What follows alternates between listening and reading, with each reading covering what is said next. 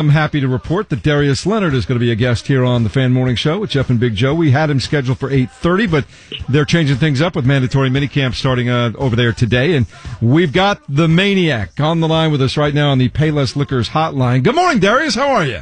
Good morning. How are you? I'm well. Good. Man, you are up and at 'em. You're kind of spunky this early. Oh, yeah, always bringing a little funk. Hey, I was just teasing the fact that you had auditioned for a pit stop job there a little bit earlier this year. Tell us what happened when you jumped into action to change a stranded motorist's tire. I was back at home and I was going uptown and I saw who it was and I knew that she needed help, so I just stopped and just being who I am and just changed the tire for her. So where did you learn to change a tire? I'm from the country, man. You learn everything. I'm not a city boy. I'm glad I wasn't. No, I asked that because my dad was like, "You're going to learn how to change a tire. Your dad's going to learn to do things." And I didn't know if that was the situation. But yeah, you do learn to do things out there for yourself, right? Oh yeah, without a doubt. And this was one of your teachers? Yeah, she was my biology teacher in 10th grade.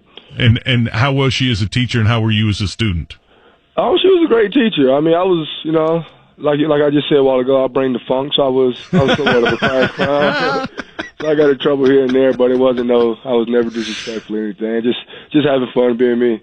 I don't know if that's good, bringing the funk to biology class. Hey, some of that stuff in Petri dishes is funky, Joe. You got to bring the funk there. So. Darius Leonard, Indianapolis Colts, joining us here on the Fan Morning Show. Darius, what do you do for an encore? I mean, you introduced us to Darius Leonard last year, and then you introduced us to the Maniac, and then we just learned to depend on you in that linebacking spot. What comes next? I'm just getting better. Just getting better each and every day and just competing with myself. Don't try to compete with anybody else and just try to outplay what I did last year and just trying to help this team bring the ultimate goal home, and that is the Lombardi Trophy. What you did last year was just phenomenal under any circumstance, but then we found out that you were dealing with an ankle injury through a lot of the year. Talk about that a little. Today's a big day talking about injuries. So what happened? I sprained my ankle. I think it was maybe week three of last season, and I played on it the whole season. I mean, I just wanted to be out there. I think I probably came back too quick, but I just kind of went from there and just kept playing. How do you deal with it? Right. Is that just a tape job? Is that, getting a shot? How do you deal with that week in and week out? It's mind over matter. When you plan to go do something, no matter how bad you are in pain, your will is just bigger than everything. So I just go out and just put everything out to the side and just go out and have fun. Talking to Darius Leonard here, the Indianapolis Colts. So what do you think so far of the new recruits, the guys that have come in through the draft and Justin Houston coming in over for free agency? Tell us what you've seen in OTAs from those guys. They're just doing a pretty good job. I was just sitting back, watching everybody just run around, make plays, and especially the linebacker group. I mean, I'm there with them the whole time. So the rookies doing a great job of learning the playbook and doing all the right things. And like you said, Justin Houston, he brings a great asset to the team, and you see it every day in practice and the way he carries himself off the field, the way he come in and training room and stuff like that. So I'm kind of glad to have a leader come in like that. You and Anthony Walker ended up being quite a tandem at linebacker. How's Anthony's offseason gone, and how excited are you to get back out there because you've not been able to practice this OTA season? How excited are you to be able to get out there in Westfield and go through camp from the very beginning? I'm looking forward to it, man. It kind of sucks standing around watching everybody, so just waiting for camp and just being beside Walker is one of the best assets for me because he's very smart. He make a lot of checks, so I feel very comfortable out there, and we just go out. I mean, we trust each other and just have fun. It's your second year with the Colts, second year with Matt Eberflus. How much more comfortable are you in OTAs now? I mean, it's got to be night and day, right? But, I mean, what is the biggest difference for you the second time around? I can really understand the playbook now and why we do things, and I see how offensively schemes try to scheme us out, so you know how they're going to try to attack you. So I learn more depth about the playbook now. So I feel very comfortable. Now, you couldn't go through OTAs last year either, so how is that part of the second time around going for you?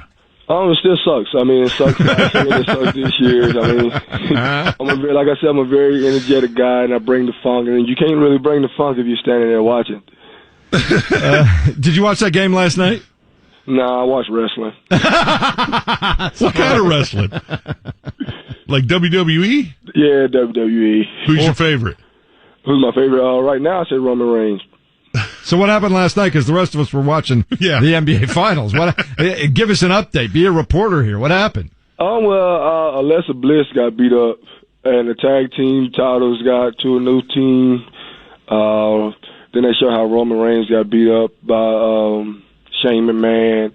It got a lot of good stuff last night. Well, sounds like that was wrong if Roman Reigns got beat up by Sean McMahon, though. He got jumped. The referee got blinded, so it sucked.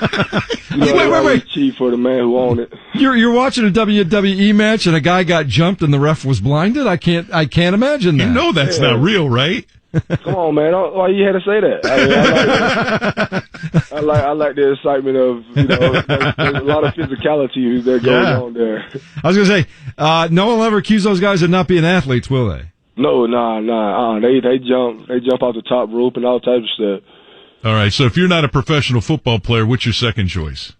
I say professional baseball or basketball player. Okay. So not biologist. No, heck no. Not a wrestler. What baseball teams you follow? I like the Yankees. Okay. I grew up a Yankees fan. All right. We were just talking about David Ortiz, and the thought process there was he's just been such an ambassador that even Yankees fans were sending well wishes to David Ortiz. Are you in that boat too? Yeah, seeing that, that just sucks. Especially back at his hometown, just comes to show that no matter what you do in this life, that even if you go back home, there's gonna be a lot of people who won't bad for you. So you just got to be safe. And I just wish the best wishes for David Ortiz, because it's just kind of a tragedy of what went down. Darius Leonard, Indianapolis Colts, here on the Fan Morning Show. What's the one thing or the biggest thing you've learned about the city of Indianapolis now that you've been here for over a year?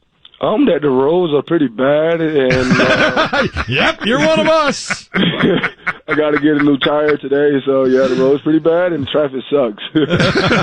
All right, you're obviously watching the Pacers. We got the NBA draft here in about a week and a half.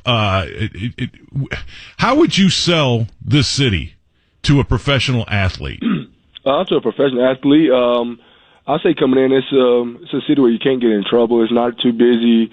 You don't have to worry about being seen all the time. You can go out in public. It's just a great city to just do things with your family and don't have to worry about anybody coming up and bothering you 24/7.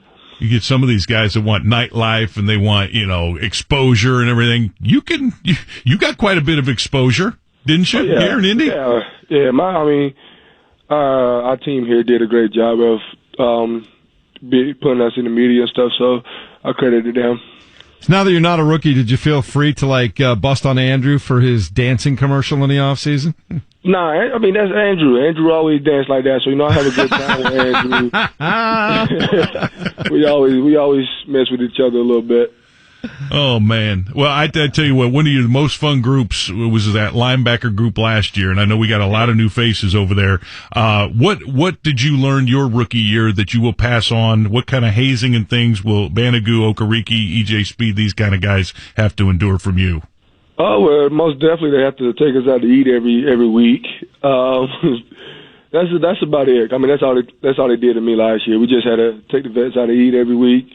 But just gonna make sure they don't have no stress on them. Just make sure they're having fun doing what they're doing, and make sure they're ready to go.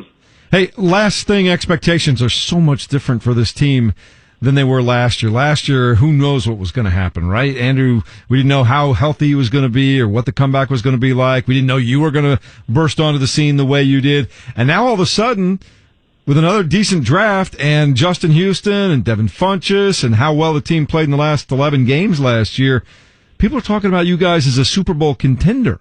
What does that change the way you prepare, or change the way you look at yourself or feel about the upcoming season? Nah, man. Everything's still the same. You don't want to think too big. So we always talk about getting 1% better each day and having a 1-0 mentality. So every day we come to practice or come in, we're gonna get 1% better. And every week we plan to be 1-0. And if we can continue to do the things that we're doing, and hopefully at the end of the year we can hold that Lombardi Trophy. What do you plan to do here after minicamp with that time off before camp starts? Are you go back home? You stay here? What do you do? I gotta go back home for a little bit and see family. Then I go work out in Florida. So that's about it. All right, buddy. Thanks so much for stopping by today. We look forward to talking to you. I'll probably see you again in camp, but have a great summer if we don't see you before then. Yes, sir. Thank you.